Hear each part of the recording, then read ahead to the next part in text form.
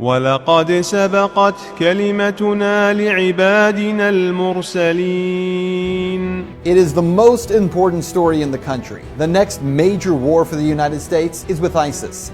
But what media and politicians are not telling you the truth about, where ISIS came from, who created them, and why before one more dollar is spent, one more American life lost, you need to know the truth.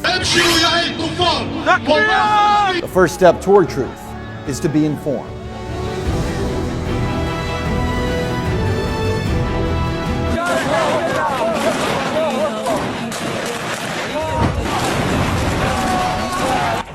The name ISIS is one that every American knows by now. The biggest threat to our national security since Al-Qaeda, right? They are a brutal, savage group known for public beheadings and mass executions. They are the face of the new war on terror. Right now, the U.S. military is conducting airstrikes in Syria in a supposed attempt to take out ISIS targets. Meanwhile, the White House and military leaders are talking about possible boots on the ground in Iraq again, only 3 years after the war in Iraq was declared over. In fact, this war, according to former Defense Secretary Leon Panetta, could last for decades. I think we're looking at kind of a 30-year war kind of history here. Allahu Akbar! So who exactly is ISIS, and where did they come from? It's entirely a creation of the United States' behavior in Iraq. That's how we got to where we are, because of war, because of occupation, because of torture. For answers, we traveled to Los Angeles to meet with Angela Keaton, the founder of Antiwar.com. We destabilized and wrecked Iraq. I mean, it caused it to fail miserably, and that's entirely the responsibility of the United States government. There's no one else at fault there. I mean, as horrible as Saddam Hussein was, Iraq was not unstable. It was a functioning country as much as those sorts of things go, and was not a particularly horrible hellhole if you were a religious minority. To understand where ISIS comes from, you have to understand two storylines. The first is what Keaton just said. When the U.S. first went into Iraq, we blew the country apart. We destroyed the government, toppled Saddam Hussein, destroyed infrastructure, and most importantly, left behind a power vacuum, one that would have never have existed had Hussein not been overthrown by the U.S. government. Daniel McAdams with the Ron Paul Institute says this is an historical fact that media just won't discuss. All of this has to do with U.S. action in the region, which destroyed the infrastructure, which destroyed Iraqi society, which destroyed the government. You had a lot of people who lived under Saddam Hussein, who may not have been as happy as larks. Nevertheless, they were living somewhat normal lives. The U.S. put a government in power in Baghdad that all of a sudden was their enemies, that treated them very, very badly. Now that is the easy part of the story. The U.S. created conditions in Iraq where ISIS could get its start. But here's the other storyline that you have to understand, that even with Saddam gone, ISIS still couldn't have risen to power had it not been for what happened next. ISIS actually began as a small insurgent group in Iraq in 2006. They had no money, no real ability to recruit, but they did work to create very limited problems for the U.S. military. It wasn't until 2009 that ISIS shifted its focus from Iraq, where it was largely unsuccessful in developing a foothold, and focused on the civil war in Syria. Even there, ISIS struggled to gain any foothold because the two largest groups fighting against President Bashar al-Assad were Al-Nusra Front, or Al-Qaeda, and the Free Syrian Army. Then came a pivotal moment that most Americans aren't even aware of. In June of 2013, a northern general for the Free Syrian Army spoke out on Al Jazeera Qatar and stated that if international forces did not send weapons, the rebels attempting to overthrow Syrian President Bashar al-Assad would lose their war in just 1 month. Well, only months before, I had personally confronted President Obama about why the U.S. was covertly funding those Syrian rebels. And yet there's some concern about the U.S. funding the Syrian opposition when there are a lot of reports that Al-Qaeda is kind of heading up that opposition. How do you justify the two? Well, I share that concern, and so what we've done is to say we will provide non-lethal assistance to Syrian opposition leadership that are committed to a political transition, committed to an observance of human rights. We're not going to just dive in and get involved with a civil war that in fact involves some elements of people who are genuinely trying to get a better life, but also involve some folks who would, over the long term, do the United States harm. So even as the president acted as if he was being careful, politicians like Senator John McCain demanded action. So it's a totally unfair and unbalanced fight.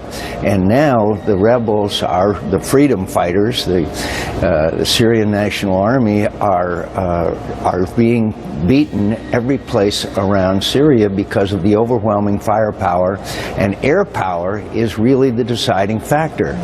So you've got to take their air power out of it. You've got to have a safe zone where they can operate, train, and equip.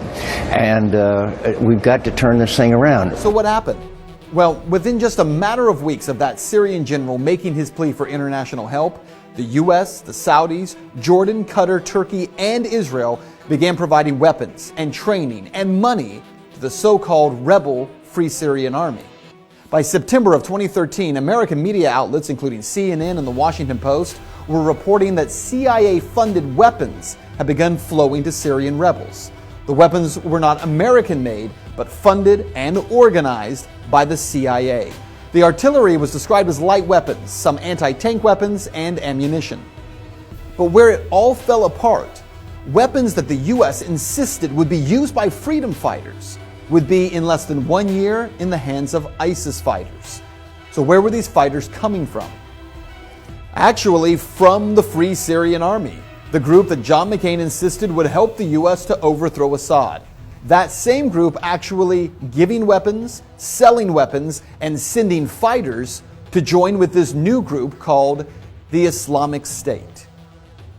It was in June of 2014 when suddenly, after being a no-name group in Syria, that ISIS emerged, heavily armed and trained by U.S. and coalition special forces, making a dramatic entrance by crossing back over the Syrian border into Iraq, capturing Mosul and much of the northern part of the country.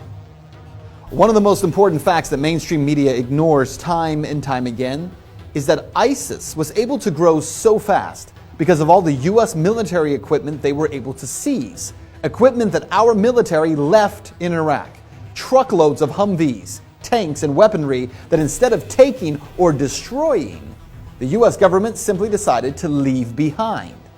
Even when the U.S. government knew that ISIS fighters were capturing that equipment, for crying out loud, these guys were posting pictures of themselves driving and standing on U.S. military equipment, making video of themselves with it. We did nothing. Why? How is it the U.S. had no idea that this threat was coming? How many billions do we spend? Maybe $100 billion on the total intelligence community budget over the year. How is it that they had no idea? How is it that if this was such a threat, as John McCain and Lindsey Graham are fond of reminding us, how is it that it was missed so unbelievably, so egregiously? Over the past few months, the U.S. government, who acted like they had never even heard of ISIS, suddenly, with the help of media, has turned the Islamic State into the new focus of the war on terror.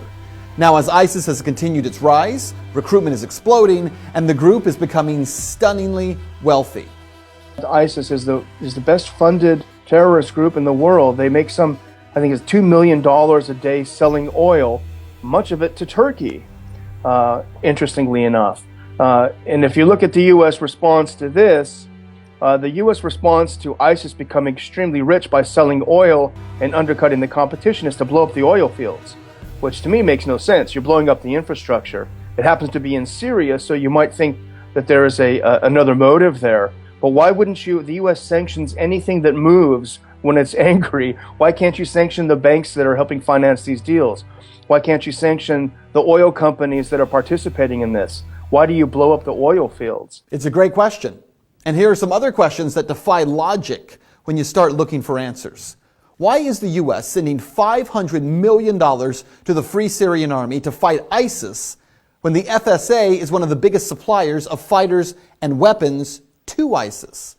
Why are we sending new and more powerful weapons to the FSA like anti-aircraft missiles, weapons that we know will end up in the hands of ISIS? ISIS, of course, is going to now have anti-aircraft missiles provided by the U.S. and the Saudis. The Saudis are getting them from the Chinese, though, now, so there can be plausible deniability because inevitably these sweethearts in the sweetheart rebel groups in Syria are going to start shooting down, if they have the ability, passenger jets.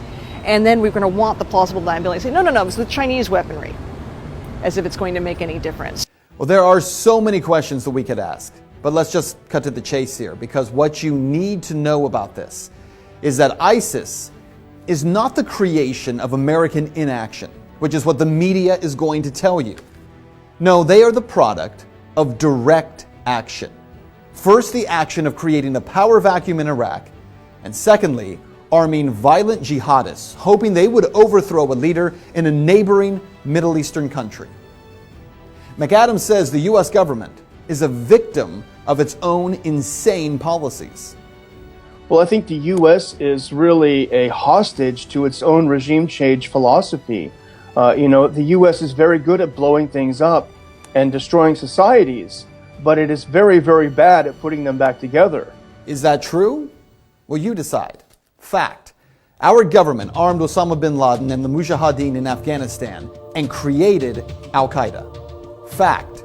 Our government helped supply Saddam Hussein chemical weapons for him to use against Iran in 1980, and then overthrew him in 2003.